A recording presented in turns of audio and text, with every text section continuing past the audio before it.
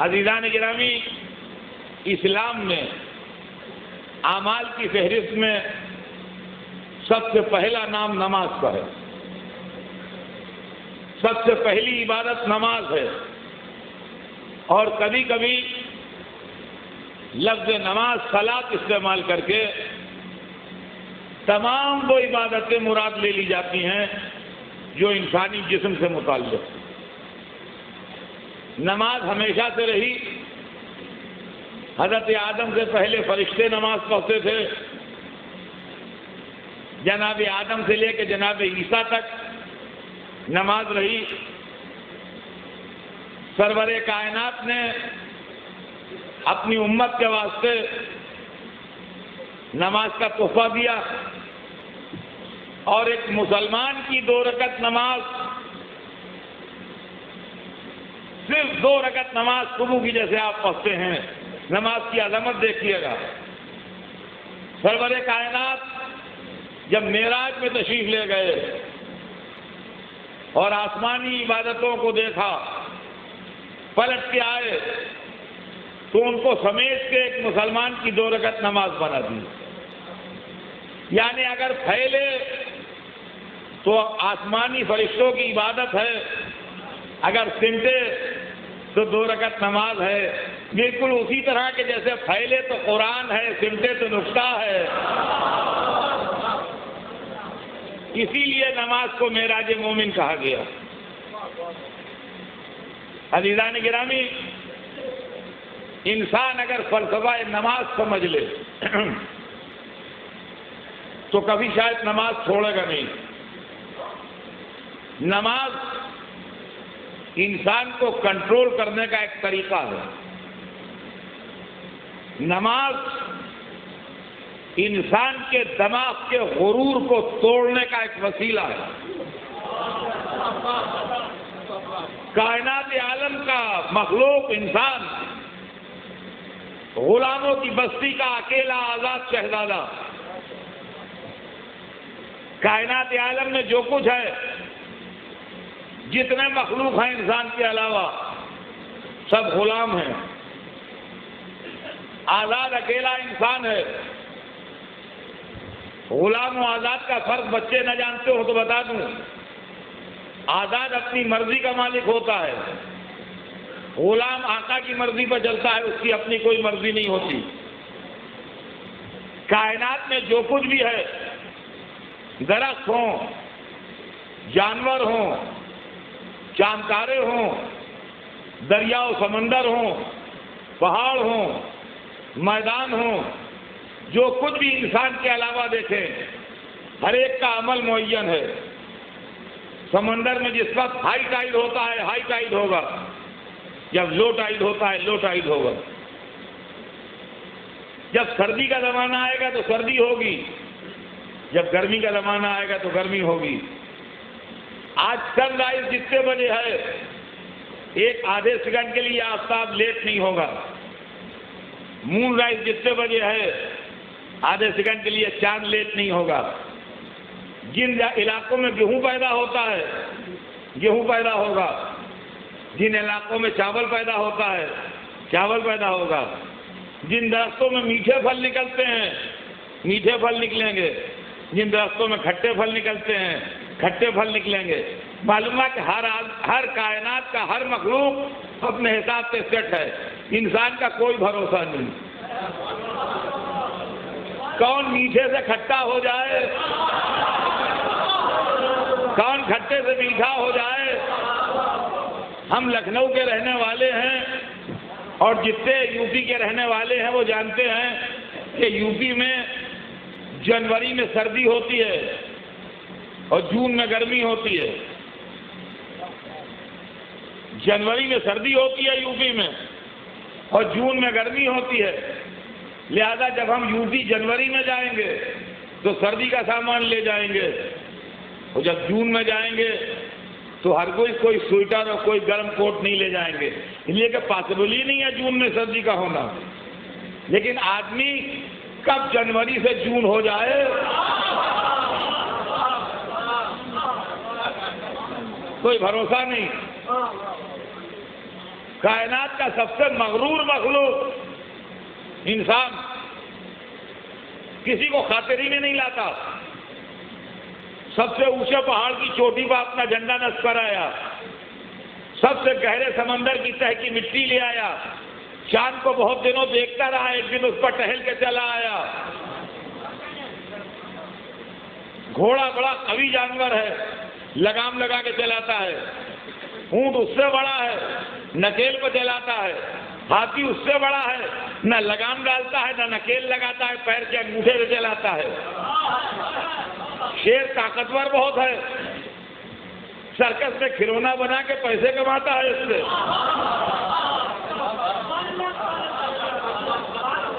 پہاڑوں کو خاطر میں نہیں لاتا, کلیجے برما کے اس کے اندر سے اپنا راستہ بنا لیتا ہے. سمندروں کو خاطر میں نہیں لاتا, اس کے نیچے سے ٹنل بنا کے اپنا راستہ نکال لیتا ہے. یہ مغرور انسان کائنات کی ہر چیز کو ٹھوکر پہ مارتا ہے. اس کے ساتھ کوئی قدم ملا کے چل نہیں سکتا. اگر یہ نیچے گرے تو اس کا خالق کہتا ہے یہ پتھر ہے, بلکہ پتھروں سے بدتر ہے. اور اگر یہ یوں جائے اوپر کی طرف تو جبرائیل بھی کاٹ کے کہتے ہیں اگر آگے بڑھوں تو چل جاؤں گا.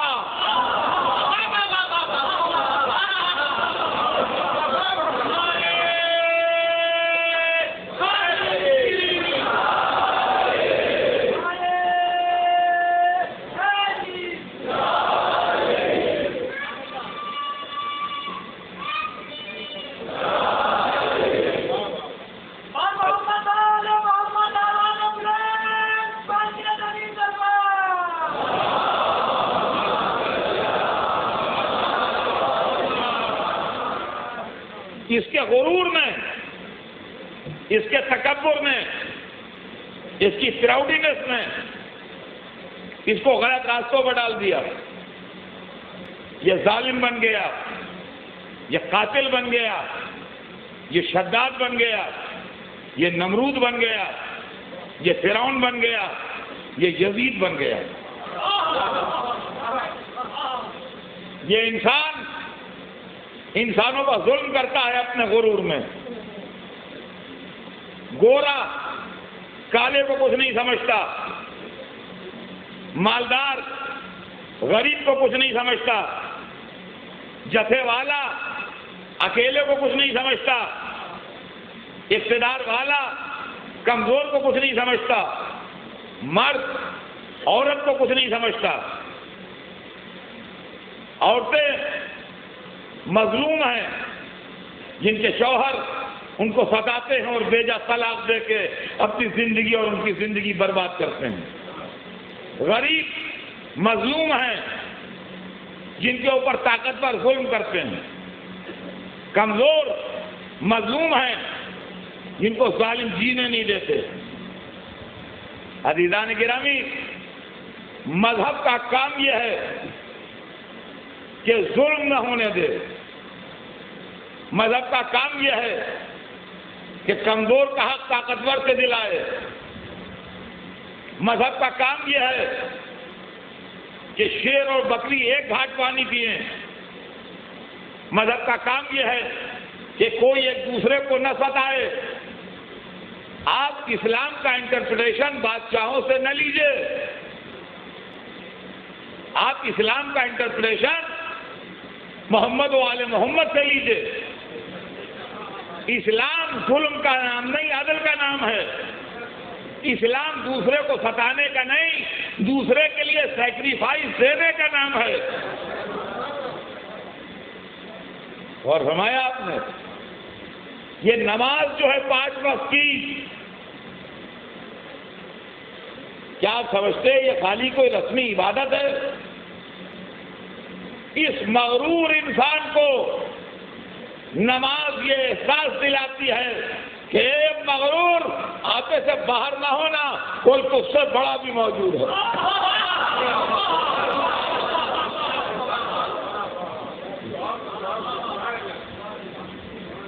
کنٹرول میں رہنا سب کچھ تو ہی نہیں ہے. کوئی تو اس سے بڑا موجود ہے. آپ نماز کا اسٹائل تو دیکھیے کیا ہے. جب نماز شروع ہوتی ہے تو آدمی سیدھا کھڑا ہوتا ہے، مگر ادب سے جیسے بادشاہ کے سامنے حاضر ہے. ادھر ادھر دیکھنا نہیں ہے، ہنسنا مسکرانا نہیں ہے، کچھ کھانا پینا نہیں ہے. پاکیزگی کے ساتھ، طہارت کے ساتھ، تمیز کے ساتھ، ادب کے ساتھ کھڑے ہو. تھوڑی دیر کھڑا ہو کے کچھ پڑھتا ہے، اس کے بعد ادب سے جھکتا ہے، رکوع ہے. یہ مغرور کو جھکایا جا رہا ہے. کسی کے سامنے جھوک، کوئی تجھ سے بڑا بھی ہے. اور جب جھک گیا تو نماز سبق دیتی ہے. رکوع کے بعد سیدھا کھڑا ہوتا ہے انسان. یعنی اگر جھکو گے تو عزت بڑھے گی.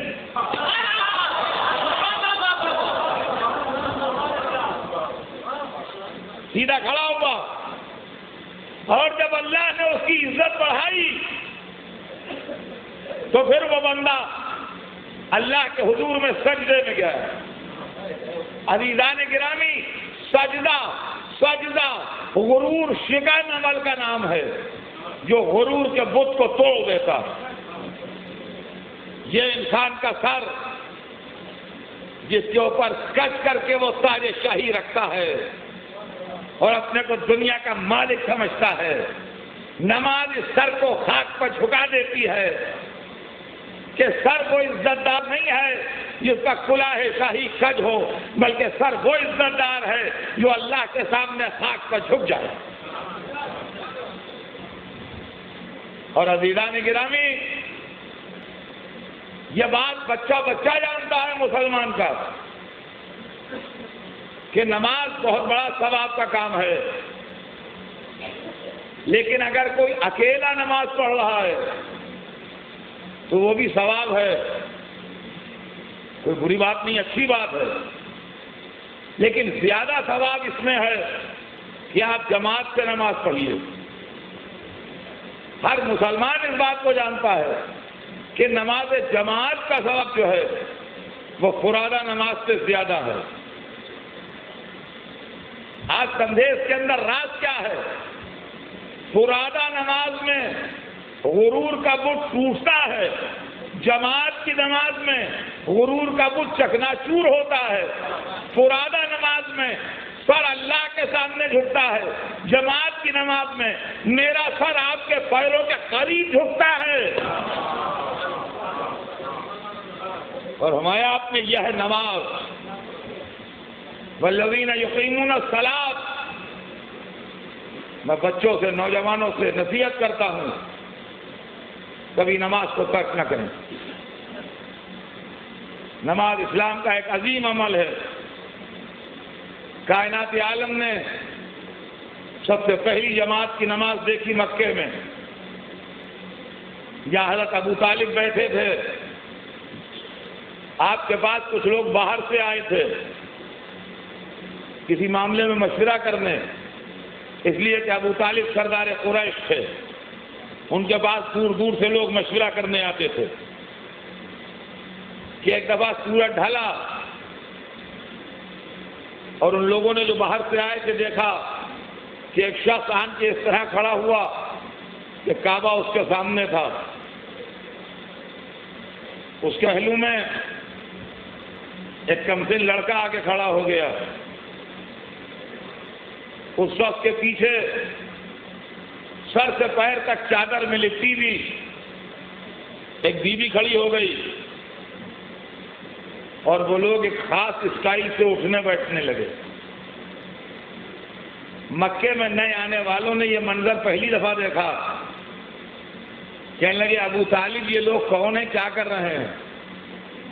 کہا یہ میرا بھتیجا ہے، یہ پیغمبر ہے، یہ دین لایا ہے. اور یہ جو اس کے پہلو میں کھڑا ہے یہ میرا بیٹا ہے.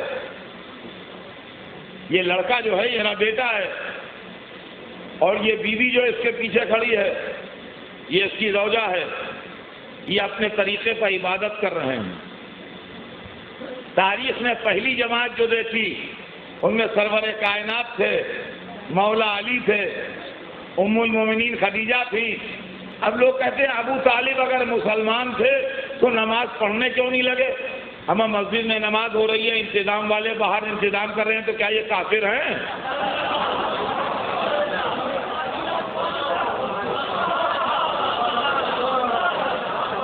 ارے ابو طالب شیر کے ایسے بیٹھے ہوئے تھے کہ نماز اطمینان سے تمام ہو جائے۔ اور عزیزان گرامی ایک بات میں کہتا ہوں، ہر آدمی جانتا ہے، بہتوں کو تجربہ ہوگا، میں زندگی کے تجربے سے مجلس پہنچتا ہوں۔ دیکھیے لڑکا آپ کا اپنا لڑکا ہو، جوان ہو گیا قابو سے نکل سکتا ہے۔ آپ کا اپنا بیٹا ہے، جوان ہو گیا نہیں مانتا کہنا، کیا بنا لیجیے گا؟ سینکڑوں کے اس دنیا میں ہے کہ لڑکا جوان ہو گیا باپ کی نہیں سنتا، لیکن جب تک بچہ چھوٹا رہتا ہے اس وقت تک باپ کے کنٹرول میں رہتا ہے۔ ٹھیک ہے، ابو طالب رسول ابو طالب کے بھتیجے تھے، پالا پوسا، جوان ہو کے دوسری لائن پہ نکل گئے، ابو طالب کے کنٹرول میں نہیں رہے۔ مگر یہ ابو طالب کا کمسن لڑکا جو نماز پڑھ رہا ہے، یہ کیسے کافر ہیں جو بچے کی اصلاح نہیں کر رہے ہیں؟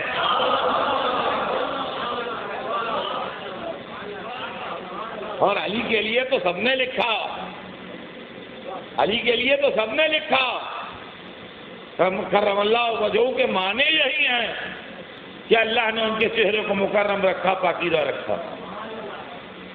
تمام عالم اسلام کے علماء نے لکھا کہ علی نے بچپن میں بھی کسی بت کو سجدہ نہیں کیا، چھوٹے سے سن میں بھی، سال بھر 2 برس کی عمر میں بھی علی نے کسی بت کو سجدہ نہیں کیا۔ علی کے چاہنے والوں میں جب یہ واقعہ بیان ہوتا ہے تو صلواتیں ہوتی ہیں، نعرے لگتے ہیں، لوگ خوش ہوتے ہیں، مگر مجھے اعتراض ہے، مجھے اعتراض ہے صاحب۔ میں کہتا ہوں کیوں نہیں کیا؟ کرنا چاہیے تھا۔ ارے آپ اپنے ہو کے ایسی بات کرتے ہیں، شرم نہیں آتی؟ میاں مشکل یہ ہے کہ میں کتاب سے نہیں، معاملے کو زندگی سے سمجھتا ہوں۔ دیکھیے جن گھروں میں نماز کے لوگ عادی ہوتے ہیں اس گھر کا چھوٹا بچہ سجدہ ضرور کرتا ہے۔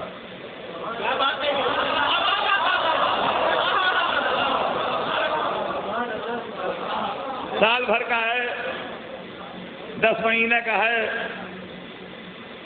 14-15 مہینے کا ہے، اس کو اس سے بحث نہیں کہ وہ ننگا ہے کہ چڈی پہنے ہیں، وہ مٹی بھری ہے اس کے ہاتھوں میں کہ پاک ہے کہ نجس ہے۔ ماں کو دیکھ رہا ہے نماز پڑھ رہی ہے، باپ کو دیکھ رہا ہے، نانی، نانا، دادی، دادا، پھوپھی، چچا، خالہ، ماموں، جتنے بڑے ہیں دیکھتا ہے، تو بچہ ہوتا ہے نقال، لہذا یہ بھی آن کے سجدہ کرتا ہے۔ اکثر مسلوں پر بچے آ جاتے ہیں تو لوگ زور زور نماز پڑھتے ہیں تو لوگ آن کے بچوں کو اٹھا لے جاتے ہیں کہ بھائی ہر بچہ خاندان رسالت کا تھوڑی ہے جو سجدہ ٹھہر جائے۔ صلوات بھیجتے ہیں محمد۔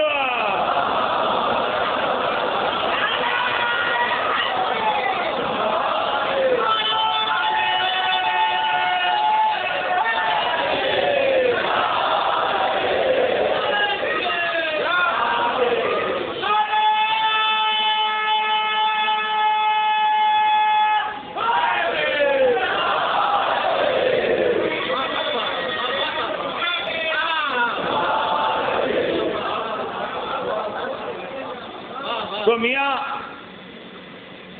یہ بچے جو ہیں یہ نماز پڑھتے ہیں، سجدہ کرتے ہیں آن کے۔ اچھا، اور یہ بھی بات آپ مارک کیجئے گا، اگر ابھی نہیں مارک کی تو اب مارک کیجئے گا کہ یہ بچے جو آتے ہیں چھوٹے چھوٹے، بچے کو کہتے ہیں فطرت کا آئینہ ہوتا ہے، ہیومن نیچر کا آئینہ ہے۔ نماز میں قیام بھی ہے، قعود بھی ہے، رکوع بھی ہے، سجدہ بھی ہے۔ نہ بچے قیام کرتے ہیں، نہ قعود کرتے ہیں، نہ رکوع کرتے ہیں، جو آتا ہے سجدہ کرتا ہے۔ معلوم سجدہ عین انسانی فطرت کا جز ہے۔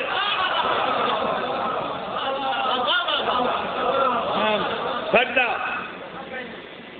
یہ اور بات ہے کہ یہ لڑکا جوان ہو کے کبھی نماز نہ پڑھے اور بالکل نماز کو چھوڑ دے، لیکن اگر خاندان میں ایسے پیدا ہوا ہے کہ نمازی لوگ ہیں تو سال بھر کے سن میں، 2 برس کے سن میں، 1.5 برس کے سن میں نماز ضرور پڑھے گا، سجدہ ضرور کرے گا۔ اور بھیا جن گھروں میں اللہ سے تعلقات کشیدہ ہیں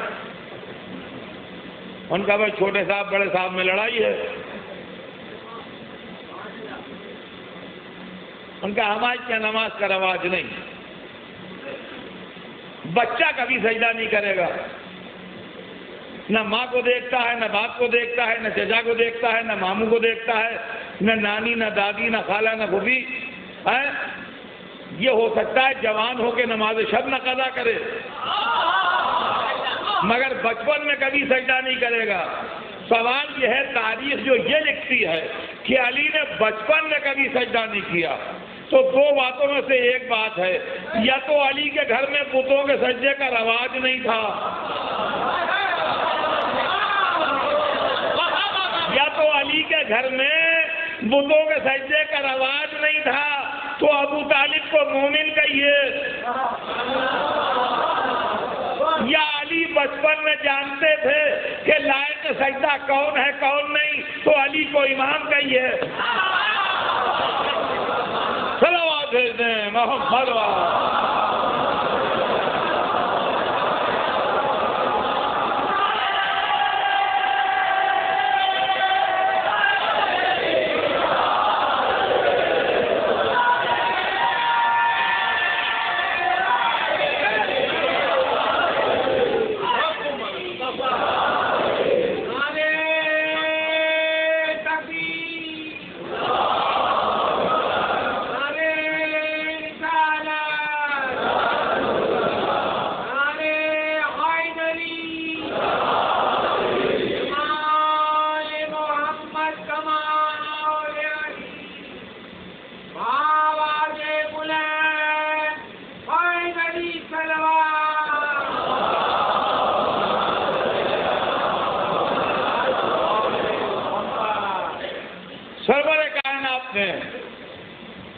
اپنے معبود کی سرکار سے لا کے اپنی امت کو نماز کا بہترین تحفہ دیا،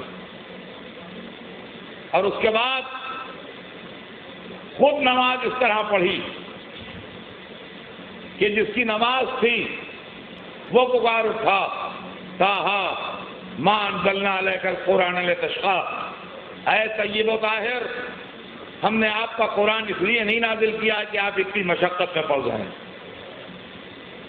یعنی یہ وہ عبادت کرنے والے ہیں کہ جن کی عبادت اس منزل پر پہنچ گئی کہ جس کا سجدہ کیا جا رہا ہے وہی کہہ رہا ہے بس۔ یہ رسول کی نماز تھی، اور وصی رسول علی ابن ابی طالب کی نماز۔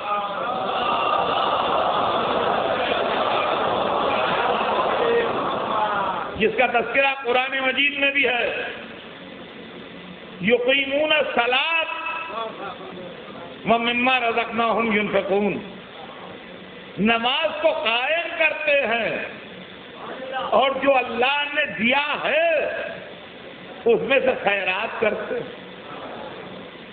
ایک دن نماز شروع ہو گئی، حضور نے تکبیرۃ الاحرام کہہ دی، پیچھے جو جماعت کی صف کھڑی تھی اس نے بھی کہہ دی۔ اسی بیچ میں فقیر آیا، کہا اللہ کچھ دے دے۔ اے دینے والے نماز پڑھ رہے تھے، کہاں سے دیتے؟ فقیر صفوں کے سامنے سے گزرنے لگا، ایک نمازی کے ہاتھ میں انگوٹھی چمک رہی تھی۔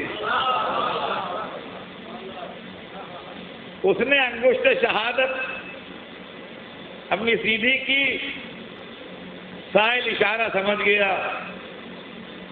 انگوٹھی اتار کے لے گیا.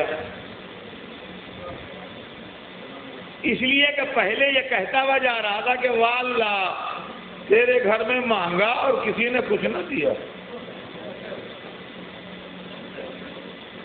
تیرے گھر میں مانگا اور کسی نے کچھ نہ دیا. تو مولا علی نے انگشت شہادت سے اشارہ کیا، سائل انگوٹھی لے گیا. میں کہوں گا یا علی آپ کو کاہے کی پریشانی تھی؟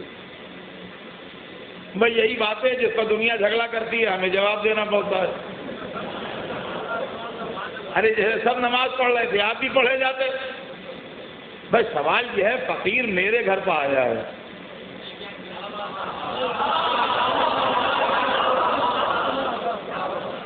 کوئی دوں میں دوں، نہ دوں میں نہ دوں. آپ میرے گھر میں آ کر بیٹھے ہیں تو آپ کو کیا پریشانی ہے؟ اگر میں فقیر کو مالا مال کر دوں تو میرے گھر کی نیک نامی ہے، اگر میں فقیر کو یوں ہی بھگا دوں تو آپ کے گھر میرے گھر کی بدنامی ہے. آپ کو کیا پریشانی ہے؟ جب آپ کے گھر میں آئے تو بھائی آپ اس کو جو بھی چاہے دے دیجئے. فقیر میرے دروازے پر مانگ رہا ہے، پریشان آپ ہو رہے ہیں. یہ معاملہ کو سمجھ میں نہ آیا تو ممکن ہے علی جواب دیں کہ دیکھو میرے سوا دنیا میں ہر ایک کیوں ہی سوچے گا جیسے تم سوچ رہے ہو. تم غلط بات نہیں سوچ رہے ہو. میرے سوا، علی ابن ابی طالب کے سوا دنیا میں ہر آدمی وہی سوچے گا جیسے تو سوچ رہا ہے، مگر مجھ میں اور ساری دنیا میں فرق ہے. تم سب اپنے اپنے گھروں میں پیدا ہوئے ہو، میں خدا کے گھر.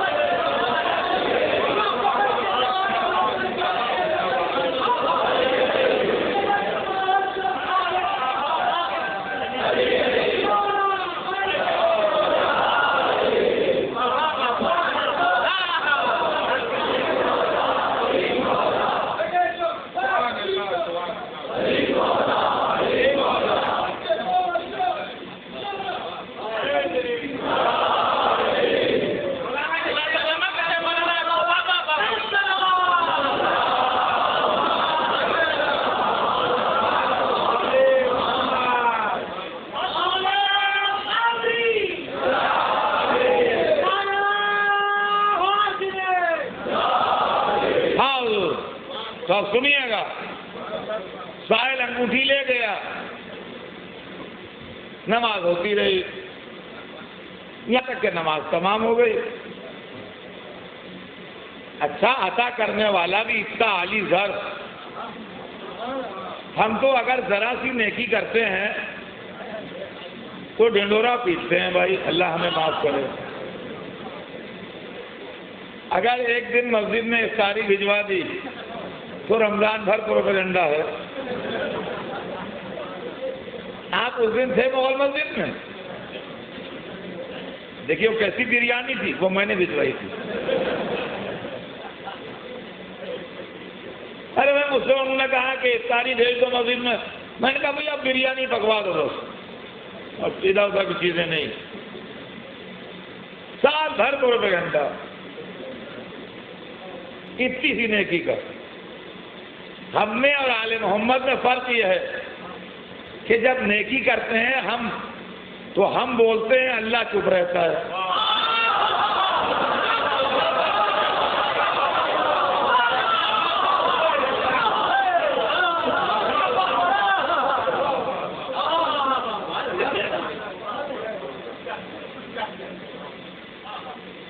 ارے بھائی آپ مغل مسجد میں گئے، اندر حال میں بیٹھے. ان کا جی ہاں. کہنے کو پنکھے آپ نے دیکھے؟ وہ ہم ہی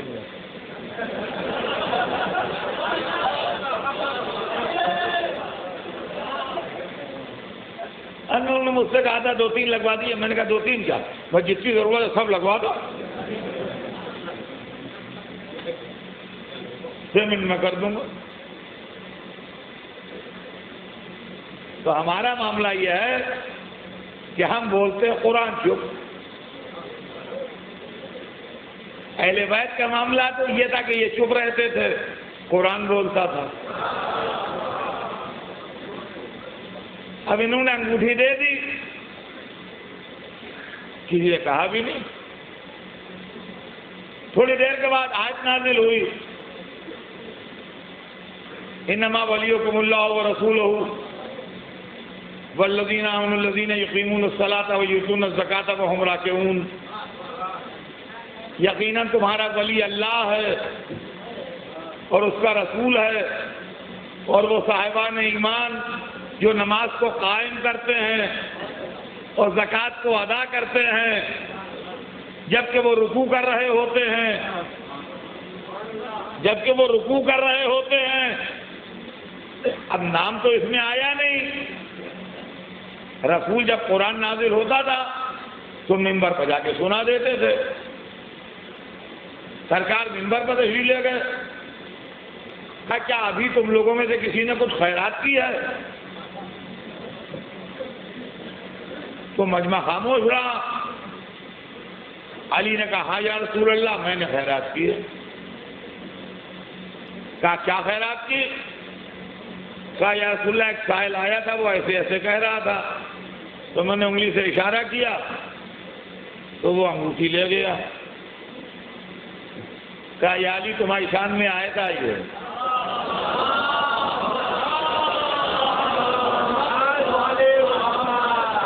ایک انگوٹھی گئی تو تاج ولایت کے برابر جا کے بکی.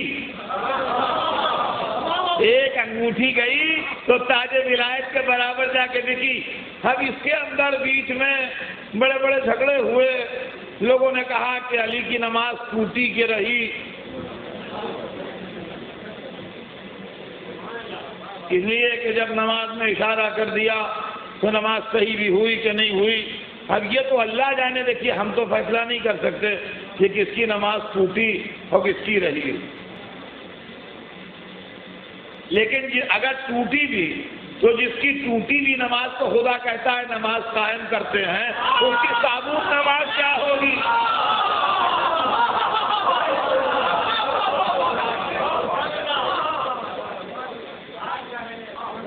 اچھا اب انگوٹھی کی قیمت کیا تھی؟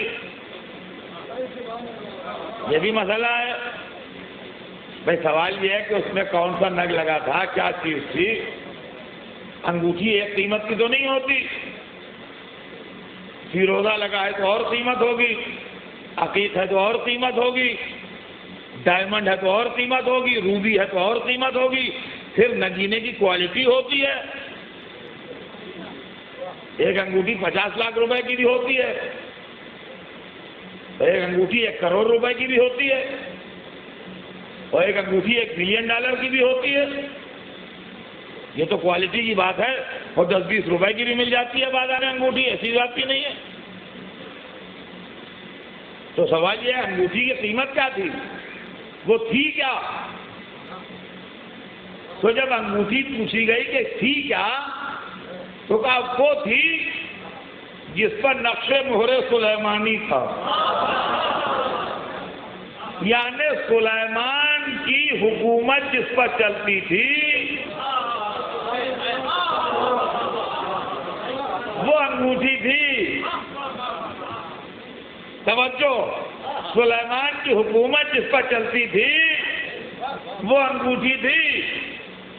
انہوں نے اللہ کی راہ میں دے دی، انہوں نے زکوٰۃ کی ہیڈ میں جمع کی.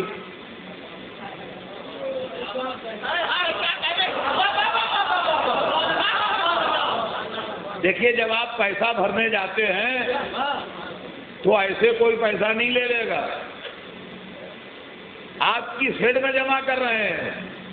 یہ انکم ٹیکس ہے کہ سیل ٹیکس ہے کہ بجلی کا بل ہے کہ ٹیلی فون کا بل ہے کہ بچے کے اسکول کی فیس ہے کہ کیا ہے کیا نہیں ہے. بھائی کوئی ہیڈ ہوتی ہے، ہاؤس ٹیکس ہے. ایسے تھوڑی کہ پیسہ جا کے تو بھرا ہے، کہے کہ یہ بھرا ہے کیا چیز؟ تو سوال یہ، علی نے انگوٹھی لی، اللہ کی یہاں جمع ہوئی، وہاں سے سرٹیفکیٹ آیا، تو کہے میں جمع ہوئی، زکات کی ہیڈ میں، زکات ہے 40واں حصہ مال کا، اور خیرات صدقہ معلومہ جتنا بڑا ملک سلیمان تھا، علی کی حکومت میں اتنا صدقہ نکالا جاتا ہے۔ اب سمجھے آپ جناب امیر کے معنی کیا ہے؟ یہ ہے عزیزان گرامی منزل۔ تو یقیمون الصلاۃ، نماز کو قائم کرتے ہیں۔ یہی علی جنگ صفین میں برس کے تیروں میں مسلح بچھاتے ہیں تو چاہنے والے کانپنے لگتے ہیں۔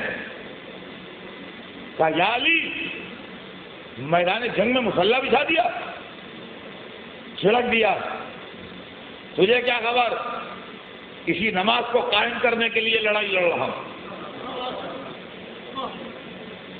عزیزان گرامی، باپ نے نماز کو قائم کرنے کے لیے لڑائی لڑی، لیکن علی کی تعلیم کا اثر اتنا ہوا کہ بیٹے نے ایسے ساتھی جمع کیے کہ جنہوں نے ظہر کے وقت، جبکہ مارکا ایک کارزار شباب پر تھا، ہاتھ جوڑ کے کہا مولا دل چاہتا ہے ایک نماز اور آپ کے ہمراہ پڑھو۔ اللہ اللہ، دنیا پہچانے کربلا کیا ہے۔ کربلا ایک سبق ہے جس کے اندر پورا اسلام سکھایا جا رہا ہے۔ سلام ہو حسین پر، جس نے ایک دوپہر میں پورے اسلام کی تعلیم دے دی، ایک دوپہر میں ہم کو پورا اسلام بتا دیا، عقیدہ بھی بتایا، عمل بھی بتایا، خیرات کے طریقے بھی بتائے، صبح قیامت تک کے مذہب کی عظمت کو بھی واضح کیا۔ آج یہ دنیا کا اکیلا واقعہ ہے جو اس شان سے منایا جاتا ہے ہر سال کہ جیسے یہ پہلا سال ہے۔ یہ احسان ہے حسین ابن علی کا انسانیت پر، اسلام پر، دین پر، کہ اگر کسی کو اسلام سمجھنا ہے تو بادشاہوں سے نہ سمجھے، سلطانوں سے نہ سمجھے، کشور کشاؤں سے نہ سمجھے، ملک کے چکر میں رہنے والوں سے نہ سمجھے۔ اگر اسلام سمجھنا ہے تو رسول اور ان کی آل پاک سے سمجھے، اگر اسلام سمجھنا ہے تو قرآن پاک سے سمجھے۔ آج ساری دنیا میں اسلام کے متعلق غلط فہمیاں پھیلی ہوئی ہیں۔ جب تک مسلمان ملوکیت سے اپنا دامن چھڑائے گا نہیں اور آل محمد کے در پر آئے گا نہیں، اس وقت تک اسلام کی صفائی نہیں دے پائے گا۔ جب تک قاتلوں، ظالموں، خونخواروں کو ہیرو بنایا جاتا رہے گا، جب تک اسلام کا آتنکواد کے دھبے لگتے رہیں گے۔ اگر آپ کو اسلام سے آتنکواد کے دھبے دھونا ہے تو آپ شہیدوں کا کردار پیش کیجئے، مظلوموں کا کردار پیش کیجئے۔ آپ کے پاس ایسے کردار بہت ہیں جنہوں نے بلا قید مذہب و ملت انسانیت کی مدد کی ہے۔ اسلام انسانیت پر ظلم کا نام نہیں ہے، اسلام انسانیت کی مدد کا نام ہے۔ اسلام کسی کو ستانے کا نام نہیں ہے، اسلام دوسرے کے واسطے تکلیف اٹھانے کا نام ہے۔ اگر کوئی ہم کو مار رہا ہے تو ہمیں کوئی حق نہیں پہنچتا کہ ہم اس کے انتقام میں اس کے بھائی کو ماریں۔ علماء اسلام کیوں چپ ہیں؟ سیاسی مصلحتیں اسلام کو بدنام کر رہی ہیں اور علماء اسلام لب کشائی نہیں فرماتے. سیاسی مصلحتیں مذہب کے چہرے کو مست کر رہی ہیں اور لوگ خاموش بیٹھے دیکھ رہے ہیں. مولا علی نے جب وصیتیں کی ہیں تو اعلان کر دیا تھا کہ اے بنی عبد المطلب، اگر میں اس زخم سے نہ بچوں تو صرف اسی کو قتل کرنا جس نے مجھے قتل کیا ہے. تلواریں لے کے بے گناہوں پر ٹوٹ نہ پڑنا کہ امیر المومنین قتل کر دیے. یہ علی نے اسلام کا اصول بیان کیا صبح قیامت تک کہ بے گناہوں کو مارنا، بے خطاؤں کو ستانا، بلڈنگوں کو اڑا دینا، ہوائی جہازوں کو ہائی جیک لینا مذہب نہیں.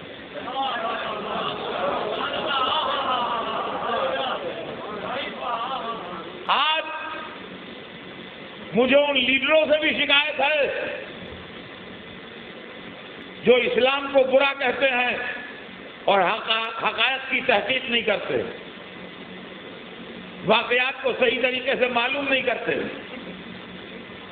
اور مسلمانوں کے کیریکٹر کو دیکھ کے جو صحیح مسلمان بھی نہیں ہے اسلام پر کمنٹ کرنے لگتے ہیں.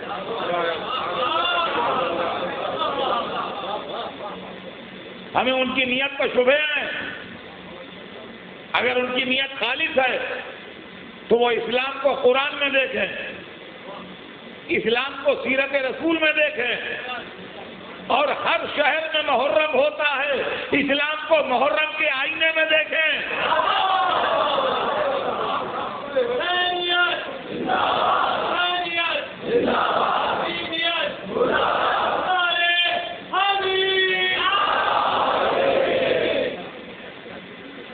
اسلام کیا ہے؟ علماء فتوے دیتے ہیں، جائز ہے، ناجائز ہے، صحیح ہے، غلط ہے، بدعت ہے، سنت ہے. لوگ مسئلے پوچھتے ہیں یہ جائز ہے کہ نہیں، یہ صحیح ہے کہ نہیں، یہ غلط ہے کہ نہیں. ارے آپ محرم کی فلسفی کو سمجھے ہی نہیں. محرم آتنکواد کے خلاف پرامن انسانوں کا پروٹیسٹ ہے.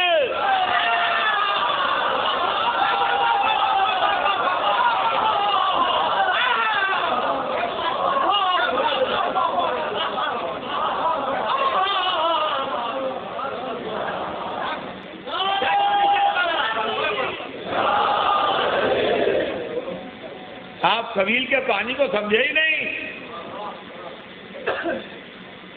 ایک 6 مہینے کے 3 دن کے پیاسے بچے کو آتنکوادیوں کے ایک لشکر نے بجائے پانی پلانے کے تیر مار دیا تھا، جبکہ اس کا باپ اس بچے کے لیے پانی مانگنے آیا تھا.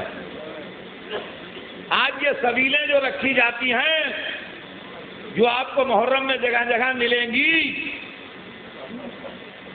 یہ اس آتنکواد کے خلاف پروٹیسٹ ہے تاکہ راستہ چلتا کوئی آدمی پیاسا نہ رہے، اس لیے کہ حسین کا بچہ دنیا سے پیاسا چلا گیا.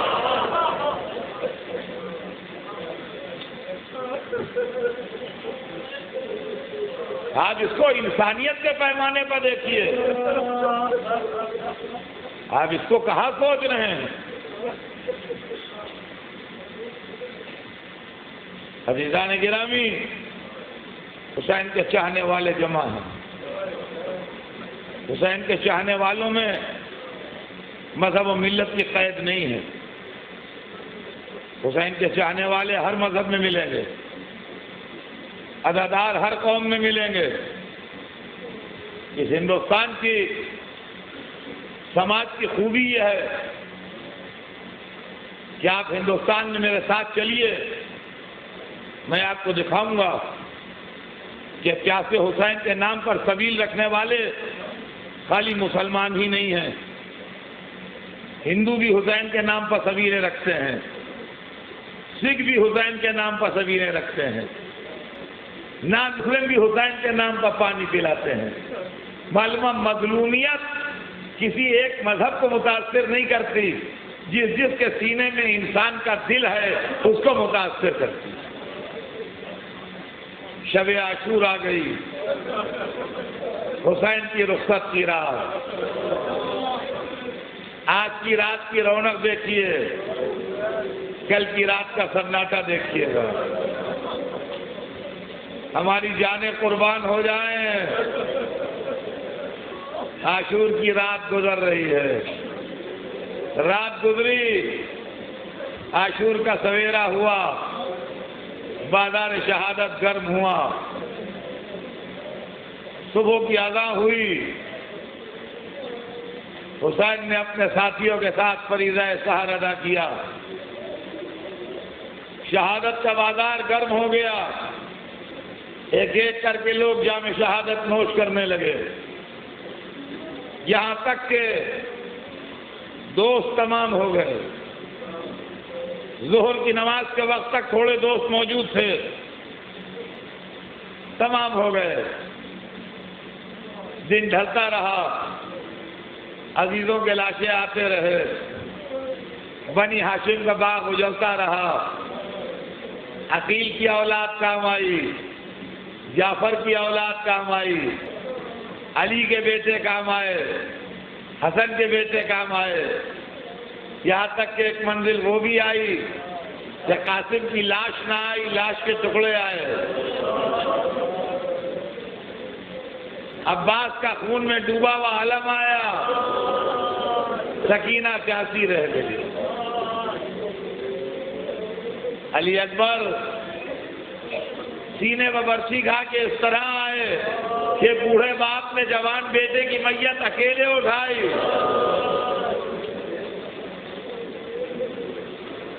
شاید دنیا میں کسی باپ نے اپنے بچے کی قبر نہ بنائی ہو، مگر حسین نے اپنے 6 مہینے والے کی قبر بھی بنائی۔ اور جب علی اصغر بھی دفن ہو گئے تو حسین بالکل اکیلے تھے، خیمے کے دروازے پر آئے، ایک ایک کو سلام کیا، بہن در خیمہ پہ آئیں، کہا بھیا اندر خیمے میں آئیے، بہن بھائی کو خیمے میں لے گئیں۔ خیمے کا حال کیا ہوگا؟ کسی کا بیٹا مارا گیا، کسی کا بھائی مارا گیا، کسی کا شوہر مارا گیا۔ خدا کی قسم صحیح تصور کربلا ہو جائے تو کلیجہ منہ کو آ جائے۔ بیویاں خاموش، آہستہ آہستہ حسین بیمار بیٹے کے پاس بڑھے، بیٹا سید سجاد، بابا رخصت آخر کو آیا ہے بیٹا۔ باپ اور بیٹے میں باتیں ہوئی جو تاریخ سن نہیں سکی۔ ہاں تاریخ نے اتنا سنا کہ جب اٹھنے لگے تو کہا بیٹا جب قید سے چھوٹ کے جانا تو میرے دوستوں کو میرا سلام کہہ دے، کہنا جب پانی پینا میری پیاس یاد کرنا۔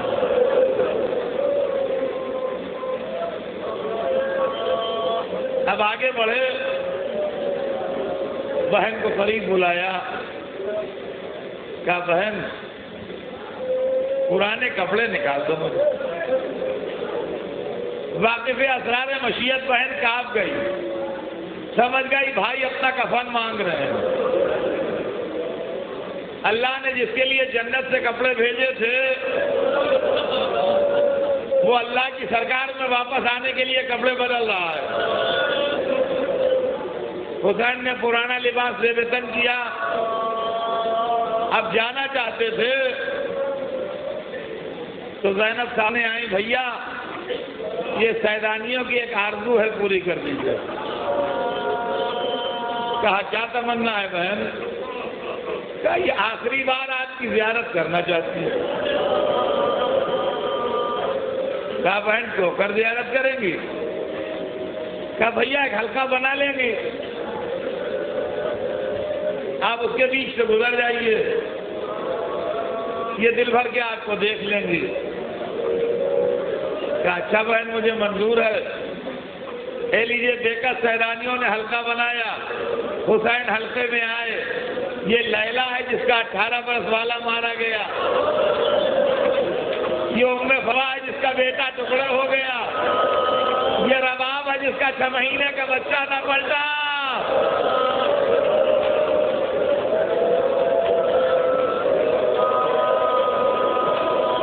یہ ام کلثوم ہے جس کا بیٹا سمجھو یا بھائی عباس نہر سے نہ آیا، یہ سکینہ ہے میرے سینے پر سونے والی، عباس کی گودی میں رہنے والی، اب کبھی شمر کے تماچے کھائے گی،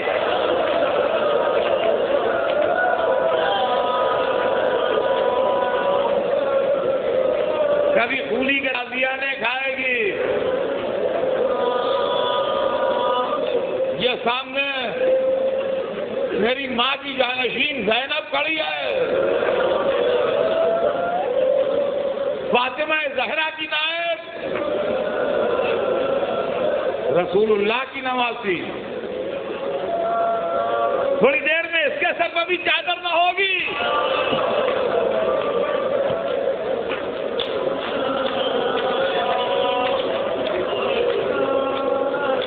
دو تین منٹ کا ظاہر سن لیجیے۔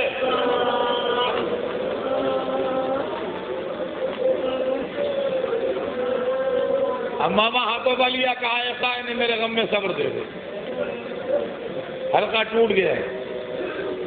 حسین آگے بڑھے، میر انیس کہتے ہیں بکھرائے بال اہل حرم ساتھ ساتھ تھے، پٹکے میں شاہدی کے سکینہ کے ہاتھ تھے،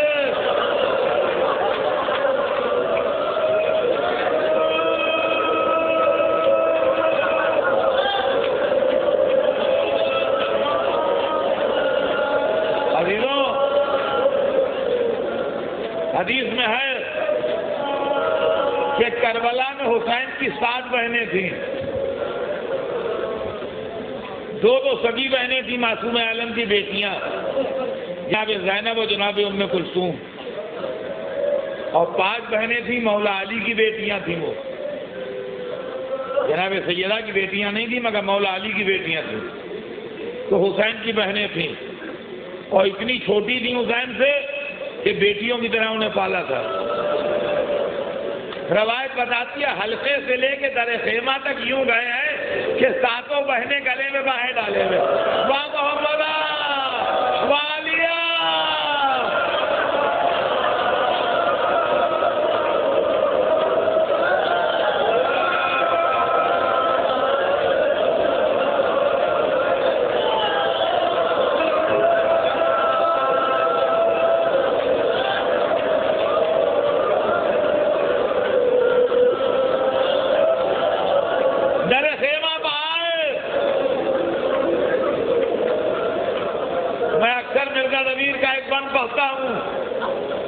لوگ اس کی فرمائش بھی کرتے ہیں، مرزا صاحب کہتے ہیں کہ حسین جب کہ چلے بعد دوپہر رنگ کو، نہ تھا کوئی کہ جو تھامے رکابے توسن کو، حسین جب کے کھڑے تھے جھکائے گردن کو، سکینہ جھاڑ رہی تھی ابا کے دامن کو، نہ آسرا تھا کوئی شاہ کربلائی کو، فقط بہن نے کیا تھا سوار بھائی کو۔